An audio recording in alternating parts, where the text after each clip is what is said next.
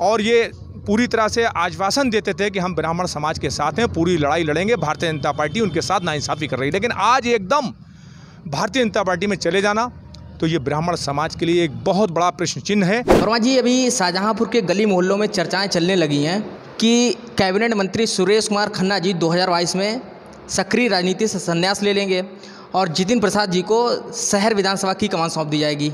आपको क्या लग रहा है? केवल एक ब्राह्मण नेता कहा जाता है, लेकिन इनकी पकड़ जो है ठाकुरों में भी बहुत है। इतना ब्राह्मणों में पकड़ रखते हैं उतनी ही ये क्षत्रियों में पकड़ रखते हैं। नमस्कार, मैं हूं आकाश मिश्रा, आप देख रहे हैं द गली मोहल्ला शो। हमारे साथ मौजूद हैं समाजवादी पार्टी के जिलाध्यक्ष और उनकी पूरी टीम। अध्यक्ष जी, ये बताइए कि जो अभी कल पूर्व केंद्रीय मंत्री जितिन प्रसाद जी भाजपा में शामिल हुए हैं, उससे शाहजहांपुर की राजनीति या उत्तर प्रदेश की राजनीति में किस तरीके का बदलाव होने वाला है? देखिए, ये सब ऐसा जो हालात बनाने की कोशिश कर रही है भारतीय जनता पार्टी, लेकिन जो आज का माहौल है वो पूरी तरह से समाजवादी पार्टी और माननीय अखिलेश यादव जी के पूरे उत्तर प्रदेश में पूरे उनके पक्ष में है।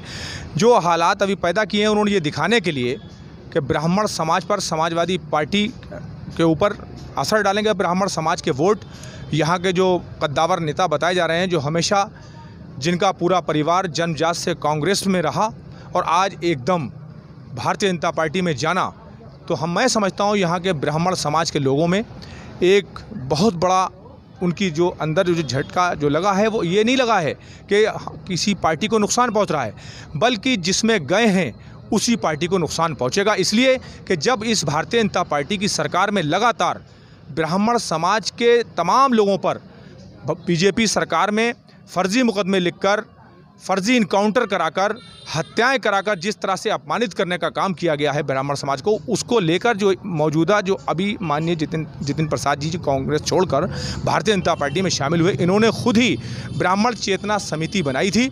और जब जब कभी ब्राह्मण समाज के ऊपर कोई भी अत्याचार होता था, चाहे इनकाउंटर पुलिस करे फर्जी, चाहे जेल भेजने का काम करे हम ब्राह्मण समाज के लोगों को, और चाहे फर्जी मुकदमा काम करे, तो ये उस पर तमाम समाचार पत्रों के माध्यम से, मीडिया के माध्यम से और फेसबुक के माध्यम से उजागर करते थे और ये पूरी तरह से आश्वासन देते थे कि हम ब्राह्मण समाज के साथ हैं, पूरी लड़ाई लड़ेंगे, भारतीय जनता पार्टी उनके साथ नाइंसाफ़ी कर रही है। लेकिन आज एकदम भारतीय जनता पार्टी में चले जाना तो ये ब्राह्मण समाज के लिए एक बहुत बड़ा प्रश्न चिन्ह है।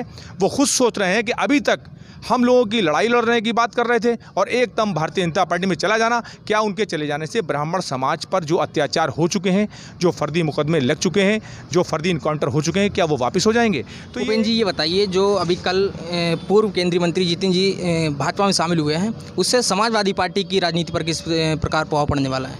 जैसा कि अभी हमारे जिलाध्यक्ष जी ने बताया, जब राष्ट्रीय अध्यक्ष माननीय अखिलेश यादव जी की उत्तर प्रदेश में सरकार थी, माननीय राष्ट्रीय अध्यक्ष अखिलेश यादव जी ने बिना भेदभाव के सभी समाज के लिए क्या काम किया है, हर वर्ग हर समाज को आगे बढ़ाने का काम किया है। ब्राह्मण समाज भी बदलाव की राजनीति करना चाह रहा है, बदलाव उत्तर प्रदेश में देखना चाह रहा है। ब्राह्मण समाज के साथ इस भारतीय जनता पार्टी की सरकार में बहुत अन्याय हुआ है।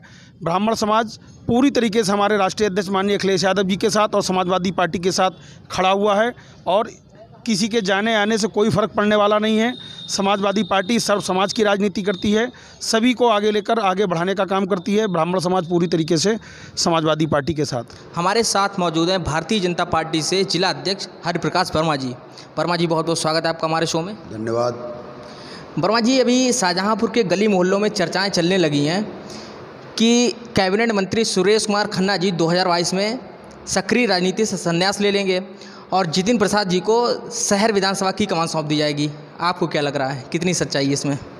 देखिए, भारतीय जनता पार्टी पंडित दीनदयाल उपाध्याय, श्यामा प्रसाद मुखर्जी जी के सपनों को साकार करते हुए अंत्योदय के आधार पर काम कर रही है।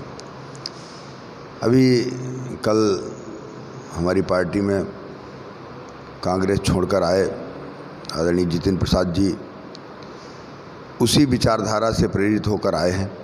मुझे लगता है पार्टी को मजबूत करने के लिए जो संभव होगा वो सारे प्रयास करेंगे और पार्टी को मजबूती मिलेगी। रही बात भविष्य में क्या होगा, ये पार्टी हाईकमान तय करेगा। इस पर जनपद स्तर पर कोई चर्चा भी नहीं होगी।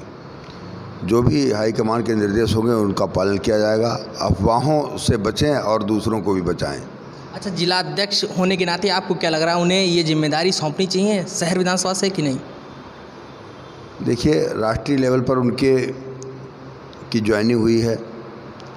राष्ट्रीय नेतृत्व जो निर्णय लेगा वो हम सब लोग उस पर काम करेंगे। और आदरणीय खन्ना जी यहाँ जन जन के नेता हैं, बहुत लंबे समय से आम जनमानस की एक एक समस्या से वाकिफ़ हैं और पूरी तरीके से स्वस्थ हैं। और ईश्वर से हम तो कामना करेंगे कि ऐसा जनप्रतिनिधि लंबे समय तक काम करे। अब हमारे साथ मौजूद हैं शाहजहांपुर के वरिष्ठ पत्रकार और राजनीतिक विश्लेषक विवेक सेंगर जी। विवेक जी, बहुत बहुत स्वागत है आपका हमारे शो में। धन्यवाद। विवेक जी, अभी आपने देखा कि पूर्व केंद्रीय मंत्री जितिन प्रसाद जी ने भाजपा को ज्वाइन किया है, इस फैसले को आप किस तरीके से देखते हैं? वो जिस पार्टी में थे उस पार्टी को अब दोबारा खड़ा होने में कम से कम 10 से 15 साल लगेगा। और जब तक कांग्रेस खड़ी होती तब तक जितिन प्रसाद जी की राजनीतिक पारी ही ख़त्म हो चुकी होती।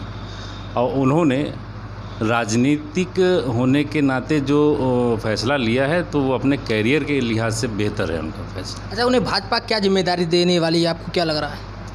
देखिए, भाजपा में सबसे बड़ी बात तो ये है कि जो अभी तक हम लोगों ने देखा है, भाजपा अपने छोटे से छोटे और बड़े से बड़े कार्यकर्ता और नेताओं का बहुत अच्छी तरीके से सही समय पे उपयोग करती है। निश्चित तौर पे विधानसभा का चुनाव आने वाला है और इस बार देखने को ये मिला कि ब्राह्मण प्रतिनिधित्व जो है भाजपा में कम है। इस रिक्त स्थान को पूर्ति करने के लिए निश्चित तौर पे जो है भाजपा जितिन प्रसाद जी का इस्तेमाल करेगी। और ये कह सकते हैं जितिन प्रसाद जी भाजपा का इस्तेमाल करेंगे अपने। अच्छा, जितिन प्रसाद जी का प्रभाव क्षेत्र आपको क्या लगता है, किस क्षेत्र में ये प्रभाव कर सकते हैं?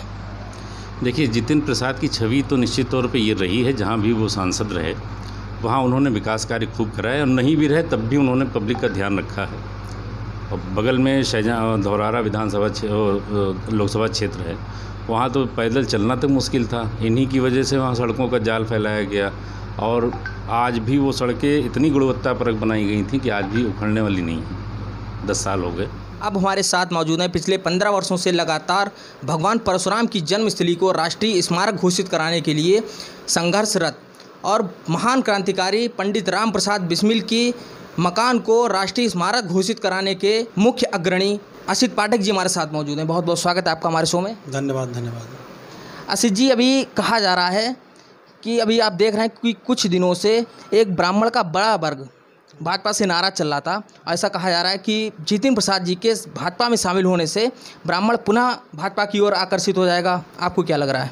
मुझे लगता है ब्राह्मण बुद्धिजीवी होता है और वो समझदार है और कोई भी नेता ब्राह्मण के नाम पर थोप दिया जाए ऐसा मुझे नहीं लगता कि जनता इतनी मूर्ख है या ब्राह्मण हमारे इतने बुद्धिजीवी नहीं रहे। तो वो सब समझते हैं क्योंकि पिछले 2 बार के सांसद रहे, इतनी पुरानी उनकी कांग्रेसी परंपरा रही है, कांग्रेसी सरकार में भी वो मंत्री रहे, तब ब्राह्मणों का मुझे नहीं लगता कोई उत्थान करा पाए हैं ज़िले के। तो अब क्या करा पाएंगे? और सबसे बड़ी बात यह है कि भगवान परशुराम जन्मस्थली जो कि उनके ही ज़िले में है, उसका आंदोलन हम 15 सालों से चला रहे हैं और 15 सालों से वो आंदोलन चल रहा है। पूरे जनपद की जनता ये चाहती है परशुराम जन्मस्थली घोषित हो, उनकी सरकार रही तो क्यों नहीं घोषित करवा पाए?